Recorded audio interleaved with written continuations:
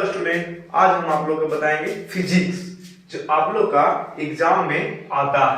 10th class का physics lesson one में पढ़ना है प्रकाश का परिवर्तन। जो प्रकाश का परिवर्तन पढ़ना है उसमें एग्जाम में सबसे ज्यादा आता है प्रकाश का परिवर्तन से और विद्युत धारा से। तो प्रकाश का परिवर्तन हम लोग बहुत अच्छा से समझेंगे। जैसे प्रकाश का परिवर्तन क्या है, प्रकाश के परिवर्तन में क्या क्या चीज पढ़ना है, ये लेसन वन कंप्लीट रखिए। थोड़ा सा लॉन्ग चैप्टर है बट वेरी वेरी इंपॉर्टेंट है, इसको आप लोग एकदम अच्छे से याद रखिए।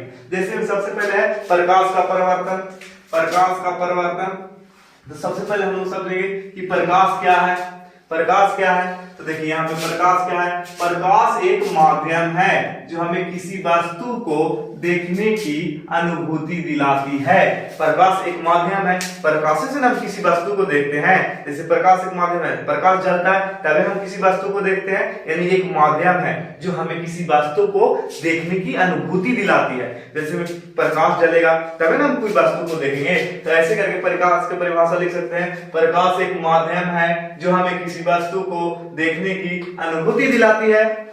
अब देखिए नोट पॉइंट में प्रकाश सीधी रेखा में गमन करती है। प्रकाश हमेशा सीधी रेखा में गमन करती है, तो प्रकाश सीधी रेखा में गमन करती है। और निर्वात, जहां पे वायु वगैरह नहीं होता है उसको बोलते हैं निर्वात। तो निर्वात में प्रकाश की चाल होता है 3 × 10⁸ मीटर पर सेकेंड। 3 × 10⁸ मीटर पर सेकेंड, लेकिन इसको किलोमीटर में बदल देंगे तो 3 लाख किलोमीटर पर सेकेंड हो जाएगा। इसको ऐसे लिख सकते हैं 3 × 10⁵ किलोमीटर पर सेकेंड।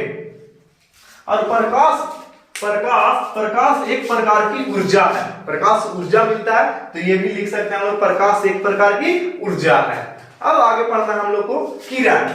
देखिए किरण किसे कहते हैं। किरण प्रकाश जिस पथ पर चलती है उसे उस दिशा को ही किरण कहते हैं। जैसे प्रकाश, यहाँ कोई सूर्य से प्रकाश निकलता है तो उससे निकलती है, जिस पथ पर गमन करती है उसी पथ को ही, उस दिशा को ही किरण कहते हैं।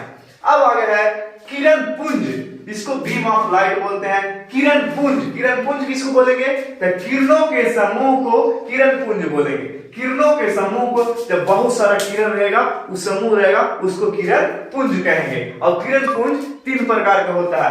किरण पुंज 3 प्रकार का होता है। पहला होता है समांतर किरण पुंज, दूसरा होता है अपसारी किरण पुंज, तीसरा होता है अभिसारी किरण पुंज।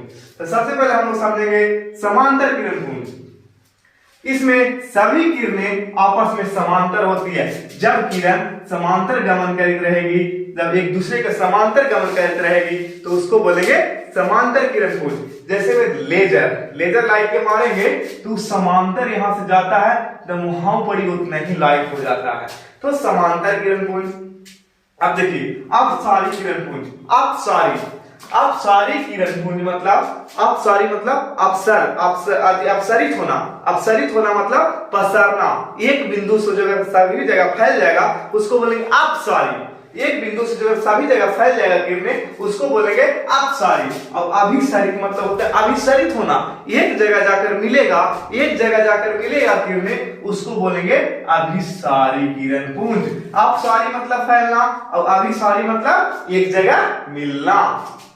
चलिए अब आगे पढ़ना है आत्मदीप्त पदार्थ मतलब जिसके पास स्वयं अपना प्रकाश होता है उसे आत्मदीप्त पदार्थ कहते हैं। जैसे देखिए जिसके पास स्वयं उत्सर्जन करता है, जो प्रकाश स्वयं पर उत्सर्जन करता है उसे आत्मदीप्त पदार्थ कहते हैं। जैसे में सूर्य से प्रकाश निकलता है, जैसे में तारा से प्रकाश निकलता है, जुगनू के पास भी अपना प्रकाश होता है। और दूसरा टाइप अदीप्त पदार्थ जिसके पास अपना कोई प्रकाश नहीं होता है उसे अदीप्त पदार्थ कहते हैं। जैसे चंद्रमा सूर्य की प्रकाश से चमकता है, अपना पास उसका कोई प्रकाश नहीं होता है, तो जो दूसरे के प्रकाश से चमकता है उसे अदीप्त पदार्थ कहते हैं। जैसे में चंद्रमा, टेबल, ये सब जो नहीं, जिसके पास प्रकाश नहीं होता है उसे अदीप्त पदार्थ कहते हैं। आगे है प्रकाश के गमन के आधार पर पदार्थ 3 प्रकार के होते हैं।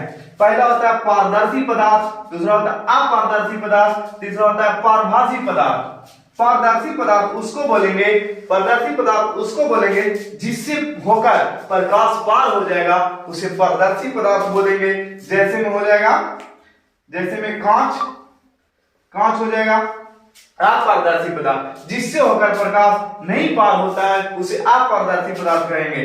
जैसे में हो जाएगा ईंट पत्थर, ईंट पत्थर। और पारभासी, पारभासी मतलब जिससे थोड़ा थोड़ा होकर प्रकाश पार हो और थोड़ा थोड़ा प्रकाश रुक जाए। जैसे में हो जाएगा तेल से घिसा हुआ कागज, तेल से घिसा हुआ कागज, हुआ कागज। आई होप कि ये वीडियो आप लोग को समझ में आया होगा। इसके बाद आपको हम पार्ट 2 में बताएंगे प्रकाश का परावर्तन क्या है, दर्पण क्या है और दर्पण के प्रकार कितने होते हैं।